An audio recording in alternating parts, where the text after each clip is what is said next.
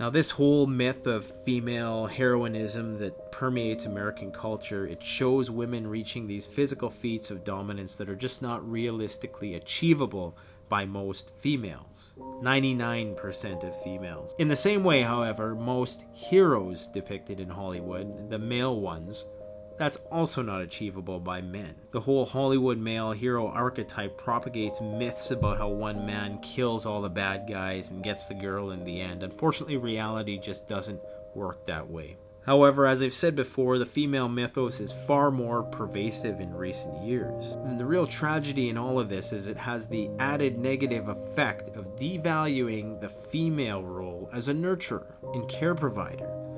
This is absolutely crucial to a post-collapse situation where you need people to raise the children, where propagating the species is everything about what it means to be human at that point. We take it for granted right now that we have 7 billion people on Earth. We take it for granted that we have such a diverse gene pool at our disposal. But if 95% of that were ever to get wiped out, imagine how valuable human life would be then, when we're on the brink of extinction. Now, Arm Rogue made a comment in one of her interview responses, and it got a lot of critical feedback in the comment section, and it was a comment that women are more logical than men. I don't think she was challenging the convention that women tend to be more emotional than men, but many people took it that way. I think what she was trying to say was that in terms of prepping for various scenarios, men are typically prepping for the all-out, grid-down, after-the-collapse type, full-blown Mad Max situation, whereas women are preparing the lunches for the kids to go to school with next week. You know, that's what I think she meant with respect to more practical, more logical. Now, when it comes to emotion, that is not the case. There's another thing about women that I want to comment on, and I think it's that women, in my perspective, can be more ruthless than men. They can be more vicious. They can be more emotionally driven when they want to. I don't think anybody, even women as well, can say that men are more emotional than women. I think it's pretty evident that women, when they are upset or when they feel pushed, and naturally so, they have to be vicious. They have to be decisive. And that's the thing with women. If you get a woman upset enough, she'll do anything irrespective of the consequences, in my experience. Like, the consequences in that moment don't make a difference. It's pure, scornful emotion. Now, this at once is a great strength of theirs. But another thing women have to keep in mind is that it's queen versus queen out there. It's dog eat dog. Women can be as ruthless as men. In fact, I think women can be even more ruthless. Because when you're talking about one woman's child versus another woman's child, you know, that really is the silent matriarchy at work right there. It's that mother telling the war chief that you better protect my children no matter what the cost. And that war chief listens, and he goes and kills off all the other war chiefs' children and women. If you look at the tenacity of other females in other species, this is very evident that when it comes down to the wire, they don't give a shit. They will fight tooth and nail. Whereas men, and this is another thing that you should think about with respect to the carryovers of this modern technological era, where men have been conditioned to be extra sensitive towards women. They wouldn't have been that way in the past. And I think that this is going to make a lot of guys overestimate women once again and not act decisively. It's like a guy who's been conditioned to fight with boxing rules his whole life. Suddenly he's thrust into a street fight and he's still reacting as if those rules are in place, whereas the guy with the street fight already has a knife out and he's stabbing him with it. That's the same thing that's going to happen with a lot of men who are playing by the rules of the modern rule of law with women. The fact is, the Darwinian laws are already in place, and a lot of those women are going to take advantage of that because women simply got more game in that respect. Women are better emotional, psychological, social chess players than men. They have the capacity to be very scandalous if they want to be. And they have to be. That has to be one of their strengths. I don't necessarily fault them for that because that's their strength. We have our physical brute force strength and they have that strength. That's what makes us complementary to one another. Whereas women have been conditioned with this Hollywood mythos that they can beat the crap out of any guy who tries to get in their way. And of course, men have been conditioned to be hypersensitive. Well, when those two things meet, immediately post-collapse, obviously, in a lot of cases, the woman is going to come out the victor there. Now, after a few months, couple years into a collapse, lots of those cultural notions are going to go extinct and things are going to go back to the way they were. But for the first little while, you're going to see that. Men overestimating women and women underestimating men. As it was said throughout the interviews, women have a capacity to bring a community together. They have the capacity to make sure everybody gets along. They have a bit more of a diplomatic capacity. Women are generally sought after for advice more than men. That's evidenced in the field of mental health and psychology. People tend to want to see female counselors, female psychologists. They feel more comfortable talking with women. Most, not all. This is because women are typically perceived as less threatening and more approachable. You know, another great thing I think that women are good at is their ability to organize and inventory stuff. I know that women have a great memory when it comes to multitasking and just her ability to organize stuff. My wife is excellent at that. I can ask her where I put something, she knows right away. It's like they naturally know how things should be sorted out. Like even with me organizing my tools, I ask my wife to help me organize the tools, and she does it like instantly, like, almost as if it's like she's like a computer or something. And she just knows where every little single thing should go and what goes with what. And you know, I don't know if it's some sort of pattern pairing, if it's a sensory perception thing or something like that, but women have that ability to organize. Whereas with men, I think we may have tunnel vision a bit more. We may be able to see the battlefield, but nobody micromanages like a woman. I do think that a community that's comprised of a good balance of men and women is going to thrive a lot more than a sausage party community. A lot of people would just assume that, okay, the more men you have, the more warriors you have, but they forget a lot about how society is stratified and structured and how vital a role women play to the whole thing. Communities that have women are going to be far more powerful than those that have predominantly males within them. See, there's this flawed thinking in the mind of the tactical badass that if a body isn't at the end of a machine gun, then it's perceived to be dead weight, obsolete, or weak.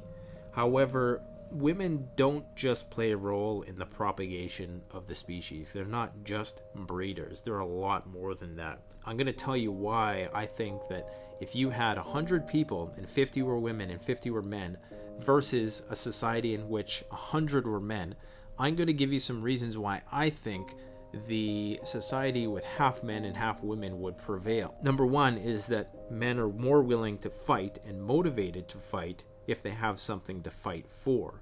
Two is that women are social unifiers. They help keep people together. They help mitigate conflict. If you have 100 guys warring with one another, there's going to be 100 chiefs and very few Indians in that situation, as the proverbial saying goes.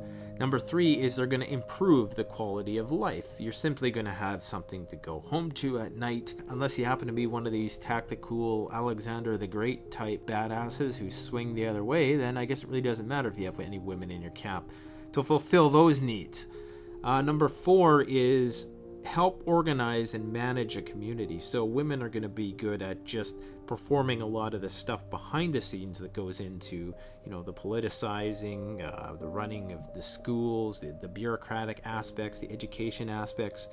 They're going to provide men with incentive as well to go and do stuff. You know, if men, goes back to that motivation thing, if men have women and children to support, they're going to be more motivated to fight, and maybe they're going to work harder. They're going to help mitigate disputes, and provide conflict resolution.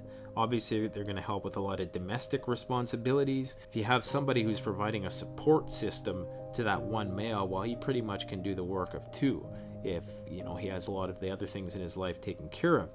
Number 8 is that women could perform a lot of specialized security occupations. They're not just not capable at all of wielding a firearm. I mean, many are perfectly capable of being on the front lines of battle if properly trained. I know a lot of women. In fact, I shouldn't say a lot, but there's a few that I know that without hesitation, I would take to be on my post-apocalyptic team over many men, simply because of the fact that they have their heads screwed on straight. They're not the token girly girl type women.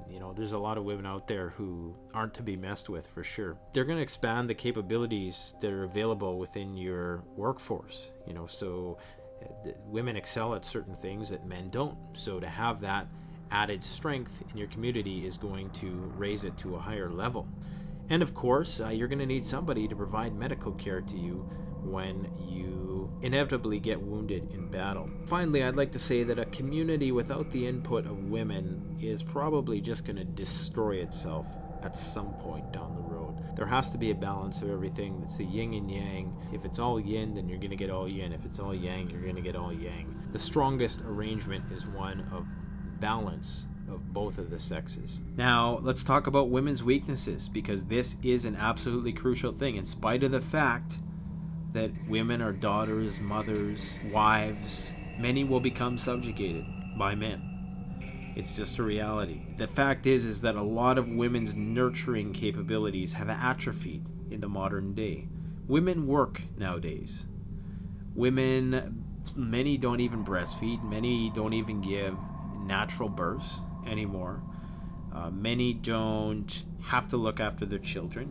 Daycare does that. Most don't homeschool. So a lot of those nurturing capabilities they've had have been replaced, and their bodies have now just become sexually objectified. Women have become de-domesticated and more public in their scope. So with this, of course, men have come to see women as sexual objects far more than we did in the past. Far, far more. Before makeup and all of the clothes that women wear nowadays, with the yoga pants and all the stuff that they do to themselves to make themselves look better than they are, dare I say, has given lots of men and women a false understanding of what femininity actually is. Because when you get rid of all that stuff, in the post-collapse environment, women are going to look a lot different than they do now.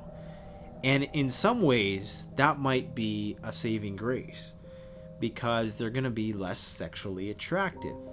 When it comes down to it, that's what's going to happen. Part of the reason why we live in such a sex-crazed, hedonistic society is because people put so much time and attention into their bodies and how they look and their appearance. When that's not an option anymore, I think that naturally, sex is not going to be as big of a deal anymore. So we might also want to comment on how beauty will be perceived in a post-collapse Western world, where women have come to depend on thousands of dollars of makeup and clothing to beautify themselves and mask their true animal nature. So as men, most of us have adapted to this new standard of artificial beautification of women. And for a lot of us, it's going to be a surprise when the hair grows back in places that it hasn't been perceived for ages, when women no longer mask their true smell with chemicals, and where they once were sanitized and whitewashed, they now become destitute, and the sex-crazed metrosexual of the modern era will also diminish in its potency. The fact is, women have been sexually objectified in modern society. So when Western society collapses, I don't think women are going to be as much of a hypersexual trigger as some men perceive them to be. I think they're going to be less prone to violation than many may think, simply because they can't uphold this standard of beauty that we've all adapted to. I mean, most deviant males who fantasize about being post-apocalyptic warlords surrounded by a harem of maidens seem to repress a simple reality. And that reality is that the post-apocalypse would be a cesspool of sexually transmitted diseases, unwanted pregnancies, and dastardly poor hygiene. I think that when the time comes for post-apocalyptic womanizing, if you're not totally preoccupied with simply surviving in the first place, the idea itself of busting a nut in the apocalypse is probably going to be lower on the priority list than a lot of people think. Now, I think another thing that should be observed with women is that in a lot of ways, I think they're more dependent on the grid than a lot of men are. Now, men and women are both consumers to the same degree.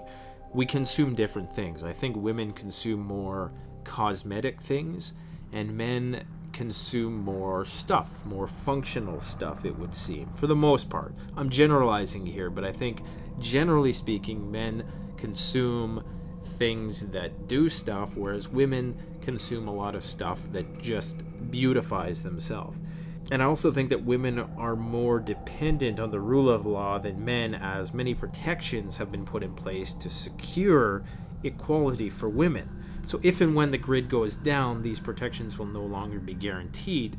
And in a lot of cases, they're going to be relying on the men in their lives to provide those protections that were once provided by the system. However, due to the androgyny, I shouldn't say androgyny, I should say the emasculation of a lot of the men in their lives, they're not going to be able to fulfill that order, and many would fall victim to the many evils of without rule of law.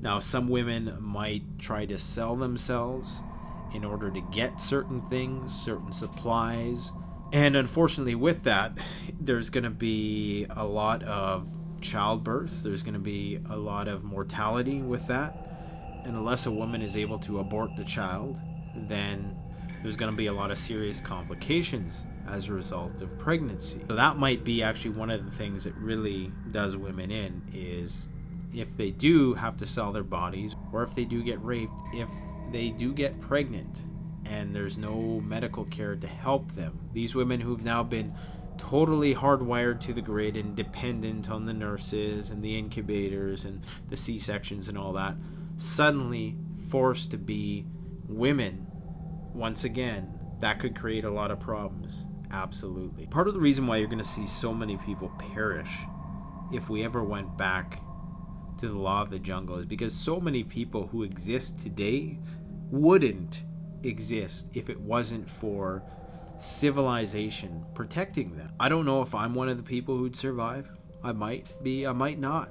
When I first started prepping and survival, I conceitedly thought that I would definitely be one of the ones to survive. The more I know and the more I think about SHTF and post-collapse situations, the less and less I think that I would have a chance of survival, which may in turn actually make me more prepared and increase my survivability, but who knows. So women in a post-collapse situation, are the gender roles going to go back to normal? Absolutely. They're absolutely, that it's going to be a regression towards the mean, and that mean is going to be based on physical characteristics, what you can do. Things are just going to naturally assort themselves. Think about it. Right now, any man or any woman can go and get a meal. All it takes is money. In a shit hits the fan situation, it's not going to be like that. The person who goes and gets the meal is going to be physically capable of doing so. Yes, women can fish, men can fish, but in times gone by, in many ways, it was the men who hunted because they were more physically capable of hunting than women. Men were the ones who had to go and work the land because they were more physically capable of doing so, while the women performed domestic responsibilities. That's just how it was. This is not to demean either of those things, and I think it's unfortunate that we have demeaned the domestic realm of things. It's a very crucial, important part of all of our existence, because without it, none of us exist. And I'm not putting men in a superior position to women here. I'm just being realistic, guys and girls. That's just the way it's going to be. The real irony of a lot of this is I actually think that women more than men are going to be the ones who are calling for this. I mean, women aren't going to want to go and fight, and hunt and do all the grunt work and the heavy lifting. They're not going to want to do that. It's going to have to be the men who go and do that, because that's what we're naturally made to do. Men aren't going to be able to sit around rearing the children, worrying about, perimeter security and whether or not they're going to be invaded by a band of marauders. Hell no. Most men, the ones who survive anyways, are going to be out there and concerning themselves with protecting their women. Right away, it's going to occur to them what's going on, and they're going to rise into that state of mind of protector, and no more just these metrosexual men who are more concerned with how they look than how to defend themselves. So those are my thoughts on women after the collapse. Don't underestimate them. And ladies, don't underestimate guys. Because the reality is, if and when the shit hits the fan, all of those Hollywood myths that we've been conditioned with are going to go by the wayside. And it's going back to the way it was for thousands and thousands of years. Thanks for watching. Canadian Prepper out.